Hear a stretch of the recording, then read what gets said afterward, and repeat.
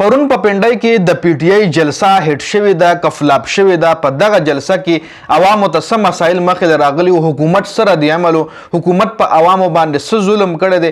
الیمین ګنډاپور جلسې ته رسېدلی او کنه سینیر صحافیانو دې جلسې حوالې سره څه پیغامات جاری کړي دي.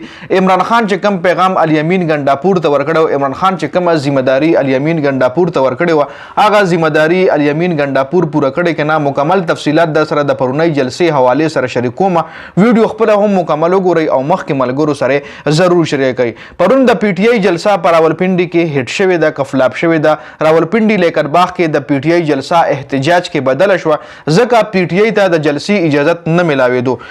پی ټی آی ته د جلسې اجازت په پنډای کې نه ملاوېدو، لارې ورله بندې کړې وې، هر ځای کې کنټینرې لګېدلې وې، ټوله پنډای بنده وه.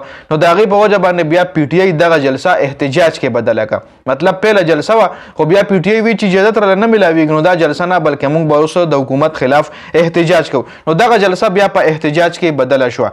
پرون سهار الیمین ګنډاپور خپلې قافلې سره پنډای ته روان شوی جي. پنډای او اسلام آباد کې هم ډېر ګڼ تعداد کې خلک راوتلي وو. پولیس طرف نه لاټي چارج هم شوی دی، د ربړ ګولو باندې هم خلک لګېدلي دي، انسو ګیس هم پرېښودلی شوی و چې ډېر زیات خلکو ویډیوز هم مخې راغلي وو چې په د ربړ په ګولو باندې لګېدلي وو. انسو ګیس و د پنډۍ چې کم رهایش پذیر خلک وو، د پنډۍ چې کم لوکل خلک وو، هغوی د جلسې ته راتلونکي خلکو ډېر زیات مدد کړی و او بیا ورله فراهم کولې. فرسټ ایډ که چېرې چاله ضرورت و، ابتدایي طبي امداد ورله هم د پنډۍ لوکل خلکو ورکړی و جي. چې کومو خلکو له مشکلات راغی به اکثر په آبادۍ باندې وردن نه شو او آبادۍ کې دننه کورونه چې کومو ای به د خلکو امداد کولو جي. ډېر پریشان کن ویډیوز مخې راغلي وو. احتجاج کول ګوره د هرې سیاسي پارټۍ حق دی ځکه پاکستان یو جمهوري ملک دی. دې کې هر سړي د احتجاج کولو حق شته دی.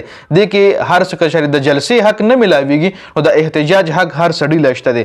ډېر خلک پکې ګرفتاریانې هم شوي دي، ایون صحافیان پکې هم ګرفتار شوي دي. د جلسې نه یو شپه مخکې صحافیانو د جلسې د ځای کورج کولو چې هغه یې هم ګرفتار کړي وو جي.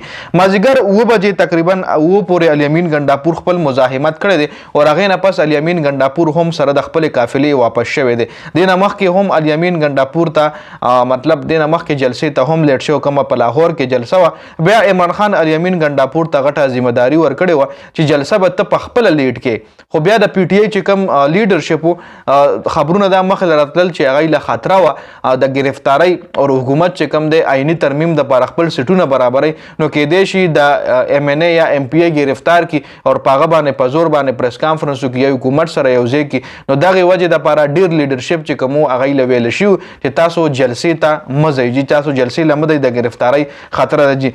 بل سینیر یو صحافي دی حسن ایوب حسن ایوب هغه ویلي دي چې ګنډاپور بیا جلسې ته هغه د جلسې نه مخکې دا پیغام جاری کړی او دا یو ټویټ یې کړی چې زما په خیال ګنډاپور به جلسې ته لیټ راځي. حسن ایوب باره کې بیا ګنډاپور رور چې کوم دی هغه دله یو قراره جواب ورکړی و.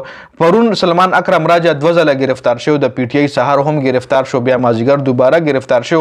نور هم د پی ټی آی چې کم کسان دي ډېر ګڼ تعداد کې راولپنډي جلسې په وجه باندې ګرفتاریانې ډېر ګڼ تعداد کې شوي دي جي. اوس حکومت ولې دی احتجاج نه پرېږدي؟ حکومت ولې پی ټی آی سره دومره ظلم کوي چې احتجاج کدرې نه پرېږدي؟ وجه څه ده تاسو په کمنټ کې ضرور منشن کړئ. ډېره زیاته مننه د ویډیو کتلو. والسلام.